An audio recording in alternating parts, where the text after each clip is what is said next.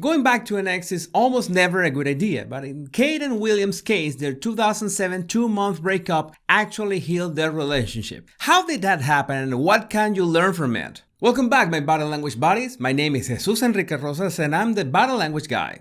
Let's find out. On Christmas 2006, William and Kate's 4-year relationship hit a wall when Kate's family invited him to come and stay in the countryside for New Year. William had originally decided to go, but then changed his mind. Of course, this upset Kate. Since William always spent Christmas with the Queen and the rest of his family at Sandringham, they didn't see each other much over the holidays. Although certain things were changing with the times with the royal family, Christmas at Sandringham was still strictly a royal affair. You'll remember that it was Meghan, the first non-royal to be invited to the Queen's personal retreat. But in Kate and William's case, they would not be able to spend Christmas Day together unless they were married. For reasons unknown, they kept spending time apart well into the new year. Then, the day before Kate's 21st birthday, William left to join his first regiment, the Blues and Royals. He would be away for a few months, and the 3-hour drive meant that he wouldn't necessarily be returning to London every weekend. Well, we already have distance into the breakup mix.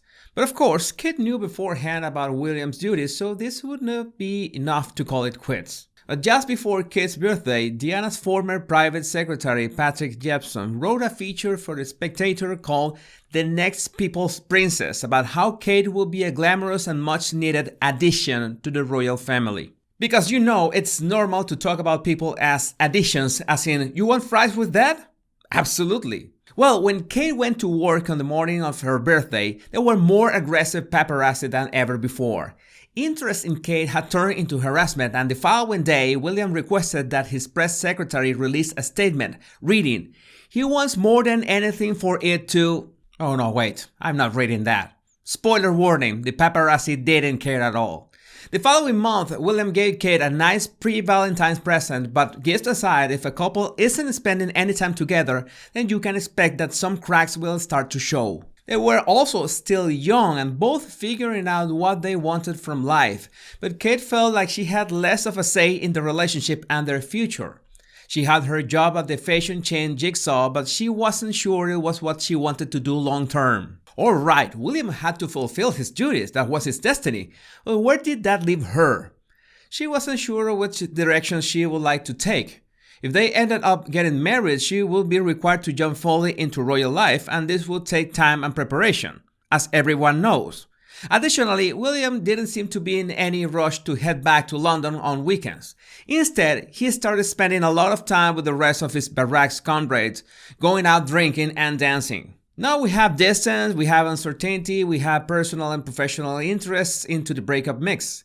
The emotional part of a relationship becoming distressed has many factors, and it's never something about just calling it quits. Then, when he did make it back to London one time, he went straight out clubbing with friends and flirted with women, which was in the papers the next day.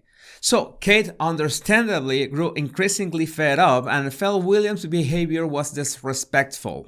They attended the Cheltenham Festival together, but while the previous years it seemed that Kate was in her medium, that year she and William looked absolutely grown apart. Even their boring colored tweed outfits were a clear analogy of the relationship.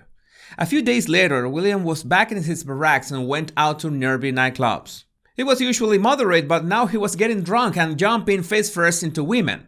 In one picture it looks like he was holding the breast of one of them. Checking the image? Yes, absolutely holding it. The pictures were in the papers the next day, and Kate and William were both embarrassed. It was impossible to hide the fact that William was unsure of their future together, and that led him to let himself go. Now, at one point in Charles' relationship with Diana, Prince Philip said to him that he needed to take action one way or another, and Charles proposed. When William was faced with the same dilemma, he ran in the opposite direction. By the time Kate flew to Ireland with her mother on April 3rd, the relationship of 4 years was over. Kate was devastated, but instead of just weeping at home in a corner, because nobody puts Kate in a corner, she got busy. As I mentioned in my Ben Affleck and Jennifer Lopez analysis, nothing gives a problem some perspective than getting away from it, and flying to another country is one of the best options. William decided to celebrate the end of his relationship with a trip. The news of their split were not public yet, but those around him at a club were made well aware when he jumped on a table, shouting, "I'm free!" doing the Peter Crouch Robert dance, telling his friends to drink like it was the worst end. And no, this was not a joke. The following day, the news of their split broke, but it wasn't long before William second-guessing himself. And what's so ironic is that he couldn't get out of his mind the decision his father had made when he let Camille go. William did not want to make the same mistake. Although, if his father had done the right thing and married the woman he loved, then William and Harry would not have existed, but instead, two creepy face mashups of Charles and Camilla. That's right, I don't want you to sleep tonight. Kate, however, needed some assurance. He had broken her heart and she wanted to make sure that if they got back together, it would be for the right reasons, and that she would have the certainty that things will change. Now, and again, this is important. Kate remained mentally, physically, and socially active during that time. And while we suppose it wasn't easy, it was the right call. One of the worst mistakes that any woman can make during a breakup is letting the split take her down. For some time while she was with William, Kate thought that she was okay with a more stable and mature lifestyle, preferring chill-out nights at home and family events. But she was still only 25 and single, with the world at her feet. She was heartbroken, yes, but she was making sure that no one was going to notice it.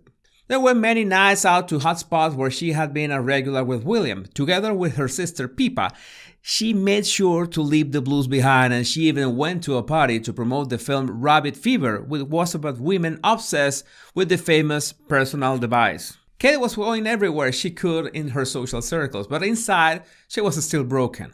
It was one thing that allowed her to heal. Training with a women's rowing team helped distract her and also make her feel better. They were training to compete for charities.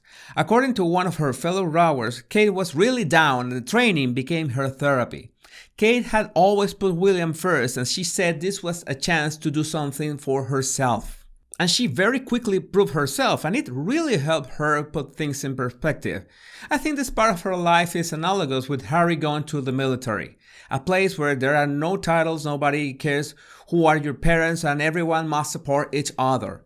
Beyond the pressure of what are social norms, like if you have a boyfriend and you should behave this way, or you're single and you should behave in this other way, dedicating your time, thoughts, and energy to a project that goes beyond yourself is the shortest path to put your emotional struggle in perspective. In her engagement interview, she said of the breakup, and I think I at the time wasn't very happy about it, but actually it made me a stronger person. You find out things about yourself that maybe you hadn't realised, or I think you can get quite consumed by a relationship when you're younger, and you know, I really valued that time for me as well, although I didn't think it at the time. Looking back on it, Then Kate went to Ibiza to get some sunlight with her brother James and friends, and it was noted that she spent a lot of time on the phone.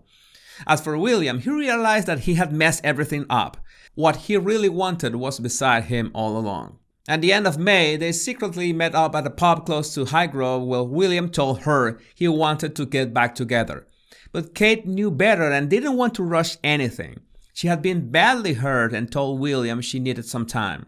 They secretly got back together on June 9th when she attended a party at his barracks to celebrate the end of the training.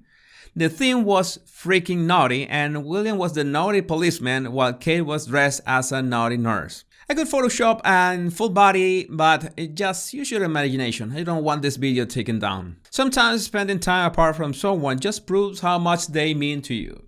Apparently, even though they were openly seeing other people, they still kept in constant contact during their breakup. It wasn't long before they realized that no one else will measure up. In the case of Kate and William, a little time apart and the wake-up call that neither wanted to see the other end up with someone else was enough to get them back together. After all, the heart wants what it wants. I've got more videos on the royals and the not-so-royals too, and more in-depth analysis of relationships, breakups, and coming backs. Don't forget to subscribe and hit that bell if you don't want to miss any of my body language analysis and tips. See you next time.